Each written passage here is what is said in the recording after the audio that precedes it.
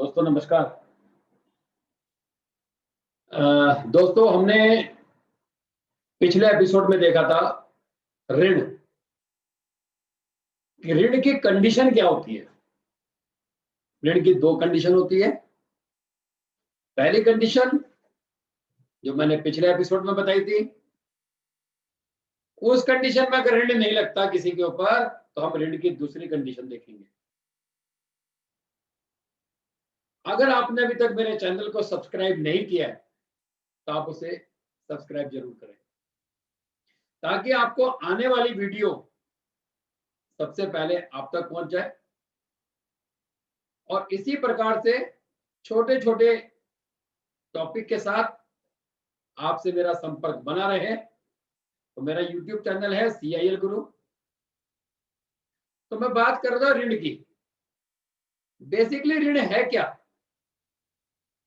ऋण है किसी के द्वारा किया गया कोई कर्म, उसका भुगतान या तो वो खुद या उसके बच्चे या आने वाली नस्लें चुकाती है। मान लीजिए मेरे पिताजी ने कोई कर्जा लिया और वो शहर छोड़कर चले गए। उस केस में वो कर्जा कौन चुकाएगा? मैं चुकाऊंगा। अगर मैं भी नहीं दे पाया तो कौन चुकाएगा? मेरा बेटा चुकाएगा। हमने सरकार से कोई ट्रांजैक्शन करी, हमने कोई इनकम जनरेट करी, हमने गवर्नमेंट को नहीं बताया, हमारा टैक्स का चालान नहीं बना, अगले साल वो हमारी फाइल पकड़ी जाती है और हमें उसका जुर्माना भरना पड़ता है।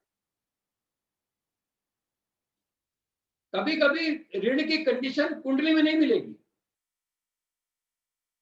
मान लीजिए मैंने कोई अपराध किया और मैं उसको भुगत नहीं पाया और मेरे बच्चे ऑलरेडी पैदा हो चुके हैं, तो बच्चों की कुंडली में वो ऋण नहीं आएगा। वो ऋण किसी न किसी निशानी के रूप में, निशानियों के रूप में पता लगेगा या उन बच्चों के बच्चों में वो कंडीशन आएगी।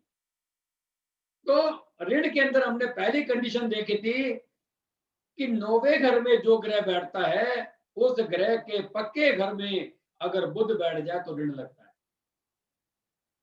तो जैसा आप जानते हैं कि कल नवरात्रे हैं, तो सबसे पहले आप लोगों को नवरात्रों की बहुत बहुत शुभकामनाएं। खुशियां आपके द्वार पर आए, घर पर रहे, स्वस्थ रहे और अच्छे रहे। तो आज हम बात करेंगे बृहस्पति के ऋण के बारे में। कहता है कि कुंडली में अगर बृहस्पति खाना नंबर 2, 3, 5, 6, 9, 12 से बाहर हो। अगर किसी की कुंडली में बृहस्पति खाना नंबर 2, 3, 5, 6, 9, 12 से बाहर हो और उसी समय बृहस्पति के दुश्मन इन घरों में बैठ जाए, 2 में बैठ जाए, 3 में बैठ जाए, 5 में, 6 में, 9 में या 12 में, तो बृहस्पति का ऋण लगेगा।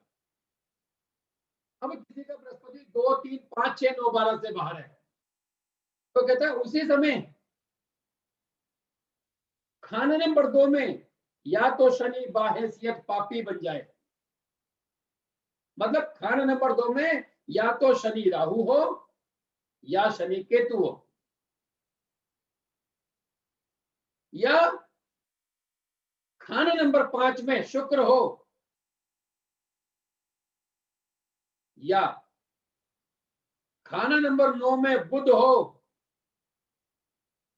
या खाना नंबर 12 में राहु हो, या खाना नंबर 3 में या तो बुध हो या शुक्र हो या पापी हो, या खाना नंबर 6 में बुध हो, शुक्र हो या पापी हो।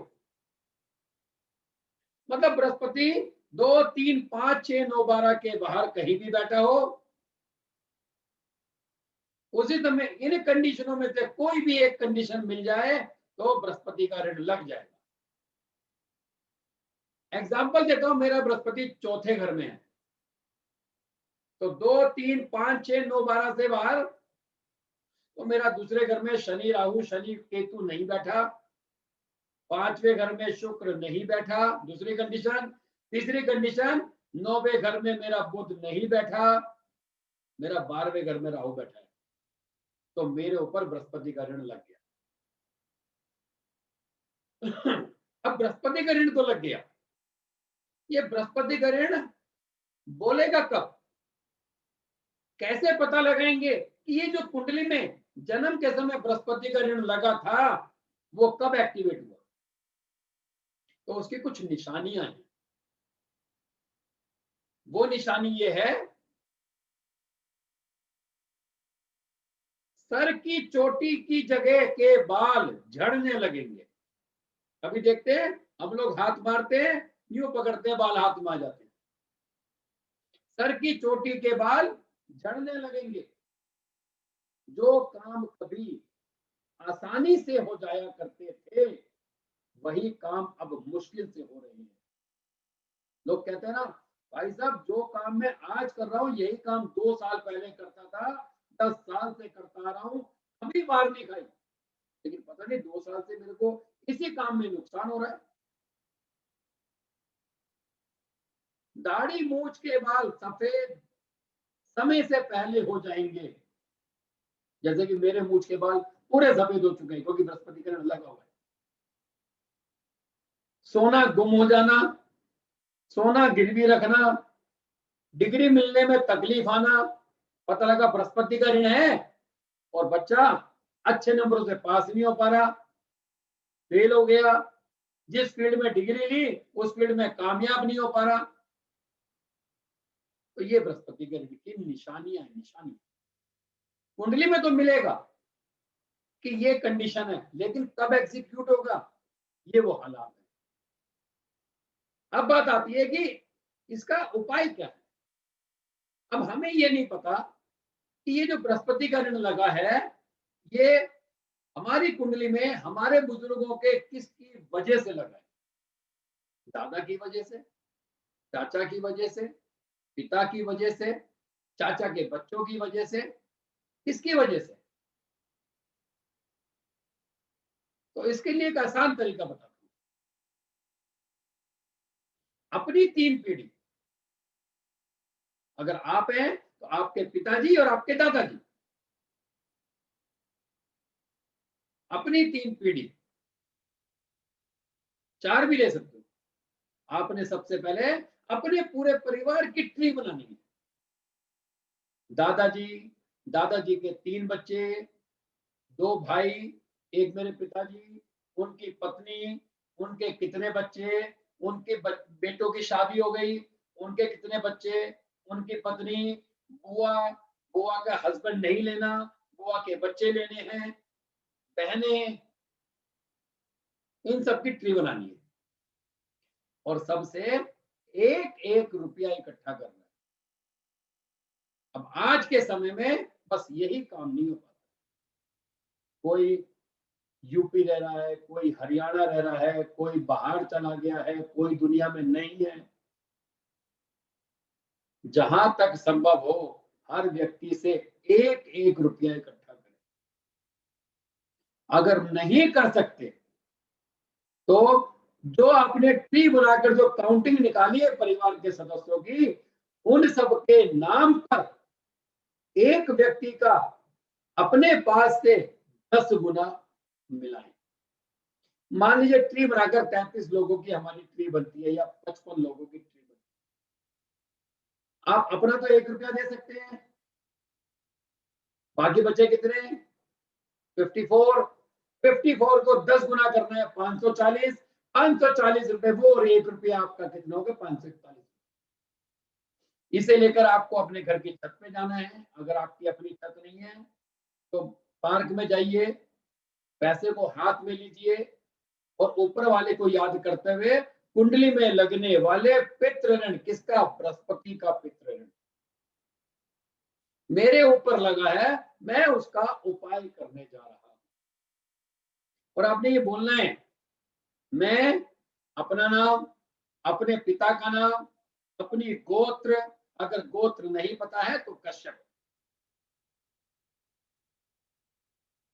अपना निवास स्थान, जिस क्षेत्र में, जिस जगह आप उपाय कर रहे हैं, और वो पैसा इकट्ठा करके, आकाशवाणी ऊपर वाले को याद करके, अपनी कुंडली के दोष को स्मरण करके अपने कुल पुरोहित को दे। अब कुल पुरोहित या तो हमें पता है या हमें नहीं पता है, एक ही बात हो सकती है। आप जिस भी व्यक्ति को, जिस भी ब्राह्मण को पूछते हैं, जिस ब्राह्मण की बात मानते हैं, उनको वो पैसा जाकर उनको देकर, उनके चरणों को हाथ लगाकर आप उन्हें आज से अपना कुल पुरोहित मानना शुरू करें। इसका मतलब यह है, आपके घर में अब जो भी कथा, हवन, बच्चे का नामकरण, शादी, हर किसी भी प्रकार की धार्मिक कार्य होंगे तो आप उन्हें सादर आमंत्रित करेंगे। मात्र छोटे से उपाय से हम इन सब चीजों से निजात पा सकते हैं, आराम पा सकते हैं। बात छोटी है, आज मुझे तकलीफ है, मैंने आज कर दिया, पता लगा मुझे 6 महीने बाद, 8 महीने बाद फिर तकलीफ है, क्या मैं दोबारा नहीं कर सकता? मेरे पिताजी ने अगर 10 लाख का लोन लिया था, कर्जा लिया था, तो मैं 5 बार में, 10 बार में, 20 बार में चुकाऊंगा ना, एक बार में तो नहीं चुका सकता। तो उस केस में हम ऐसे उपायों को, जब भी तकलीफ आए, हमें ये उपाय करते रहना चाहिए। क्या हम हर 4 महीने, 6 महीने में ये नहीं कर सकते? अपने बुजुर्गों के नाम पे कर सकते हैं। कुंडली में एक तो पितृ निकलना, और कब वो अप्लाई होगा, कब हमें उपाय करना है, हमें इस पर ध्यान। तो मेरी इस प्रकार से अगले पितृ के बारे में हम बात करेंगे, सूर्य के बारे में बात करेंगे। तो उसके लिए आप मेरे इस चैनल को सब्सक्राइब कीजिए। चैनल का नाम है CIL गुरु। और लाल किताब बेसिक और लाल किताब एडवांस के हमारे कोर्सेज पेन ड्राइव में अवेलेबल हैं। आप उसके लिए संपर्क कर सकते हैं। मेरा मोबाइल नंबर है 9711233954। एक बार फिर दोबारा आपको नवरात्रि की हार्दिक शुभकामनाएं। माता रानी आपकी सभी मनोकामना पूरी करे। घर रहें, स्वस्थ रहें और पैसा कमाते रहें। धन्यवाद।